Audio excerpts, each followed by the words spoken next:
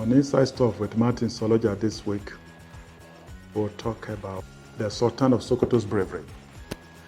While I think we should continue to deconstruct the bravery of Sultan of Sokoto, a religious leader, a traditional ruler, the most prominent traditional ruler in the North, is not only prominent, it's also significant. So we cannot just dismiss whatever he says. He speaks to a very conservative society. He's talking to people who are naturally conservative, who do not criticize leaders. But now, there's a rising frustration over insecurity in the North and in the country. But specifically, he's talking to his own people in the North, saying to people that, look, it's the worst place to live in the country at this moment, and for reasons that are very well known, because of insecurity in the North.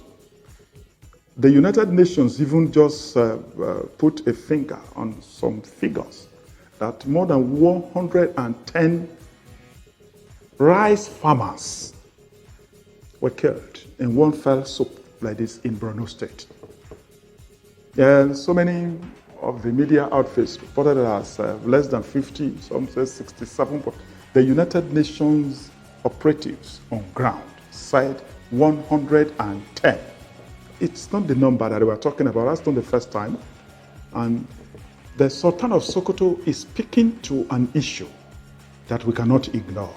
In the first instance, it is not about the bravery, it is not about the effect, it is about action on what the Sultan of Sokoto was talking about. There he has drawn attention to it. It's not the very first time. In February this year, even when they set up an outfit they call Shege Ka Fasa, he criticized them that that was another terror outfit in the making. He has spoken again. But we will not continue to enjoy the oratory of the Sultan of Sokoto, a very senior military officer who just resigned his commission to be the Sultan of Sokoto. Whenever he speaks like that, I think the nation listens and it takes cognizance of what he has spoken about. But let us deconstruct it this way. The security and intelligence outfits in the country are dominated by people from the North. It used to be an elephant in the room, something that we don't want to talk about. But now, in this digital age, there is nothing that anyone can hide to anybody, and from even children. You can't hide anything. Everything is out there.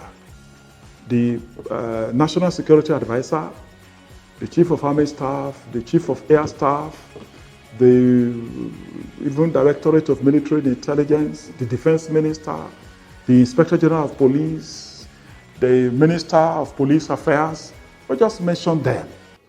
All of these very important security chiefs hail from the North. It's been a subject of criticism. The Commander-in-Chief himself, the President and Commander-in-Chief, hails from the North.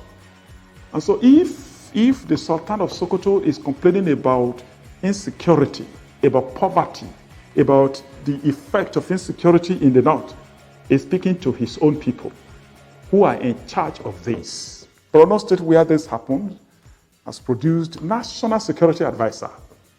He's the head, he's the one who coordinates them for the Commander-in-Chief. The Chief of Army Staff is also from Borno State. The Chief of Air Staff from July 13, 2015. Most of these service chiefs were appointed since July 2015. They hail from the North. And things are worsening. We are not blaming them. We are using this kind of commentary to advise the Commander-in-Chief to review the operations, architecture of security in the country. The National Assembly people have spoken. The National Assembly presiding officers, plenary session people, resolutions to the president to rejig his security architecture, but nothing has happened. So this is an opportunity to take another look at it. Why is it that there is rising frustration, rising insecurity, rising poverty, rising everything at this time? Well, as I normally say here, we will not continue to read from the book of Lamentation. Let us even read from the book of Hope, but let's suggest that we cannot continue to operate a unitary system in this federation and continue to do this thing the same way and expect a different result. That there should be commitment almost every day, just as we at the Guardian have committed ourselves to this editorial. Every Thursday, federalism is the answer after all. We'll reiterate it here again that the president should commit himself to the political restructuring of the country. And in this component, federalism that was overthrown in 1966 by the military should be the focal point of restructuring. Restructure the federation, decentralize police operations, and amend a section of the constitution which puts so many things in the hand of the federal government. Not talk about exploitation of mineral resources. Most of the states of the federation have resources they can use to create wealth and create jobs. Let's not get it twisted.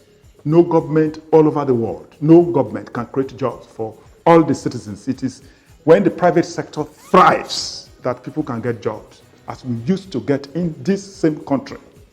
Therefore, we ask the president to restructure this federation in such a way that the North can thrive according to the capacity that they have and the resources.